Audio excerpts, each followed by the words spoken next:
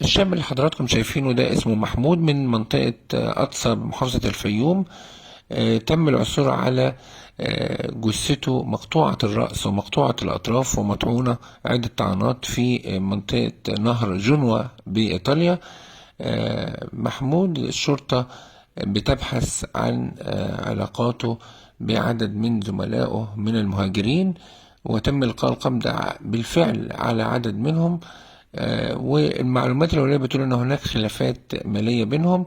محمود بيعمل مصفف للشعر في أحد صالونات الحلاقة في منطقة جنوة بإيطاليا، وكان وصل إيطاليا في 2019 وكان حينها طفل، قبل أن يمنح تصريح عمل بعد بلوغه السن القانونية.